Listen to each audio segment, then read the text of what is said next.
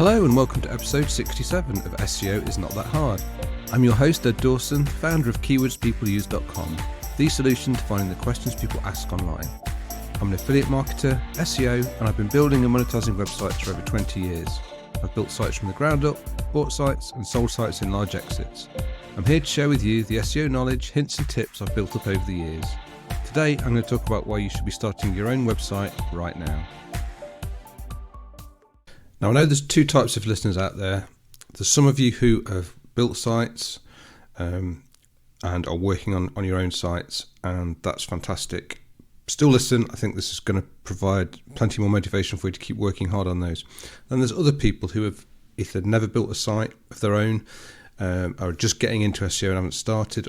But there's even going to be those out there who had only ever worked on other people's sites. So it's for you guys. I'm making this episode primarily because I want to explain to you why I think it's really important that you have your own websites as well as anything else you do. Okay, so why build your own website? Now, the best way of learning anything is by learning by doing. You can do all the theoretical research, you can listen to all the podcasts, you can read all the blog posts, but until you actually start doing something, you're never really ever going to take it in. The best way to reinforce learning is by doing. That's why, you have apprenticeships. If you're an apprentice bricklayer, for example, you learn by doing. Okay, you can look at the theory, you can watch other people doing it, you can do all sorts of like non-doing learning, but the only way to get good at something like that is by actually doing it and practicing it. And it's the same with technical things. It's the same with SEO. It's the same with websites. It's the same with producing content. You get better at it by doing it, and you reinforce by doing it. So the main key thing is you've just got to get your hands dirty. By starting a site from scratch, you're going to get the skills from the very beginning, which is having an idea for a site, registering a domain, sorting out hosting, getting your CMS set up, doing all the things that you need to do just to get your first page online. Then doing the things like getting the site registered in Search Console, building your first links, building your first content, all those kind of things. You only ever really going to get comfortable with doing them by actually getting on with it.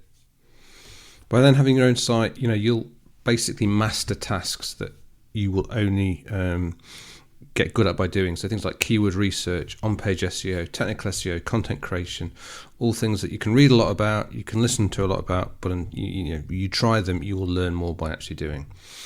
Now, this applies equally if you are want to build websites for yourself, or whether you're wanting to work in an agency or work in-house for a brand. Having your own site gives you a lot of freedom to experiment.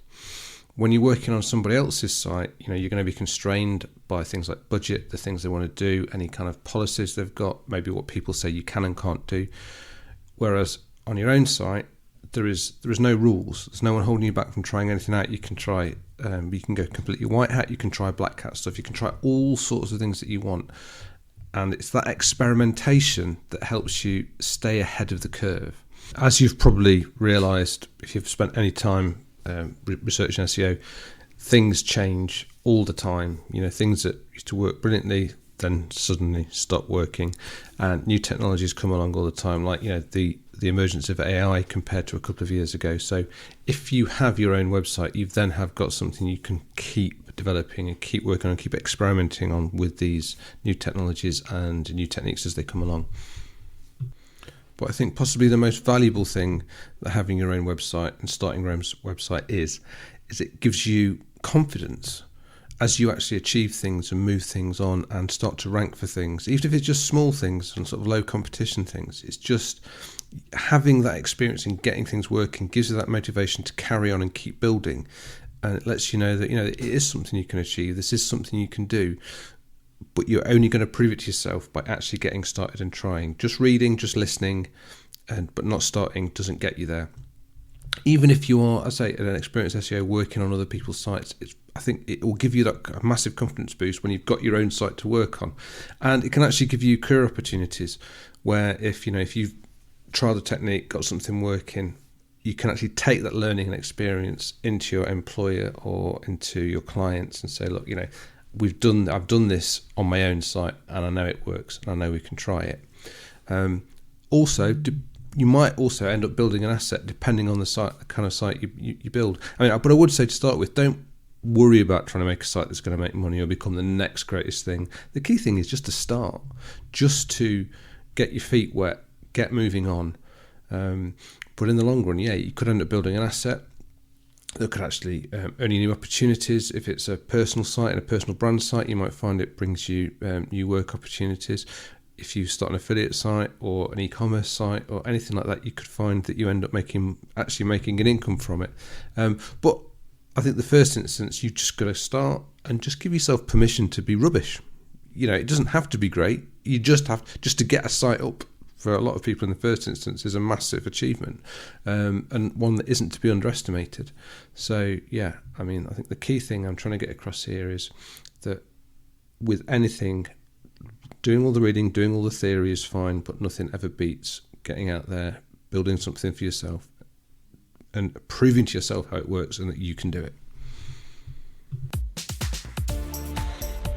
Thanks for being a listener, I really appreciate it. Please subscribe and share, it really helps.